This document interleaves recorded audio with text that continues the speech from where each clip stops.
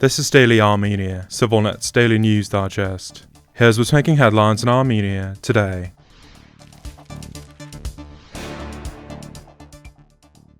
A lawyer representing jailed Archbishop Bagrat Galstanyan was arrested yesterday outside a courthouse in Yerevan and charged with contempt of court, according to Armenia's investigative committee. Alexander Kochubayev was charged over a Facebook post about the arrest of Bishop Mkrtych Prosyan, the nephew of Karakin II, the acting Catholicos of the Armenian Apostolic Church.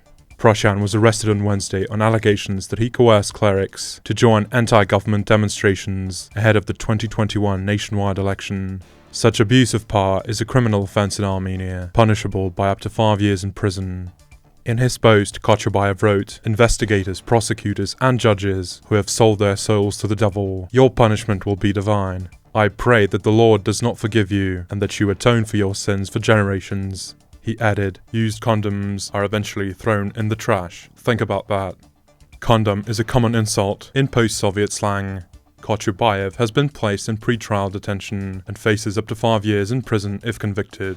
Armenia Ombudsperson Anahit Manasyan condemned the arrest today, saying that while professional ethics among lawyers remain a serious issue in Armenia, criminal prosecution for speech of this kind is unacceptable. It is unacceptable to assume that any similar expression can automatically lead to criminal prosecution, Manasyan said. According to international human rights standards, only the most serious forms of unlawful speech, and only when there are compelling grounds, can justify criminal liability. Manasyan also warned against the misuse of pre-trial detention. The arrest of Bishop Prosyan follows charges brought in June against 2 other senior clerics, Archbishops Mikhail Ajapahyan and Bagrat Galstanyan. Earlier this month, Ajapahyan was found guilty of inciting a violent change of government and sentenced to 2 years in prison. Galstanyan, Kochubayev's client, led large-scale anti-government protests last year, calling for the resignation of Prime Minister Nikol Pashinyan's cabinet, facing more serious accusations of plotting a terrorist act and organizing a violent seizure of power. His trial is still underway.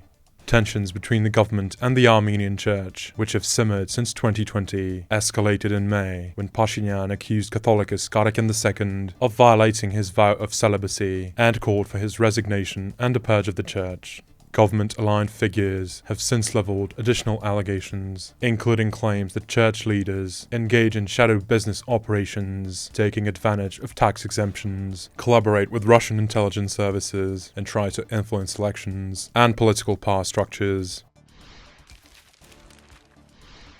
Catholicos Aram I, the head of the Lebanon-based Holy See of Cilicia, has weighed in on the growing rift between the Armenian government and the church. According to official statements, he sent Archbishop Shahan Sarkisyan to Yerevan to meet with Prime Minister Nikol Pashinyan yesterday.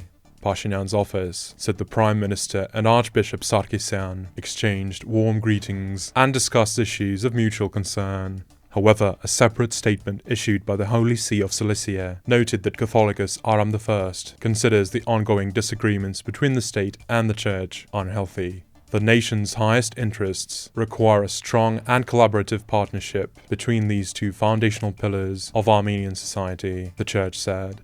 The Holy See of Cilicia, also known as the Armenian Orthodox Church, is administratively independent, but recognizes the primacy of honor of the Catholicos of all Armenians, based in Ejmiadzin near Yerevan. Centered in Lebanon, it serves as the main spiritual authority for Armenians across the Middle East and Mediterranean region. It should not be confused with the Lebanon-based Armenian Catholic Church, which is part of the Roman Catholic Church and reports to the Vatican. And as always, please follow CivilNet for the latest news and independent reporting from our contributors on the ground here in Armenia.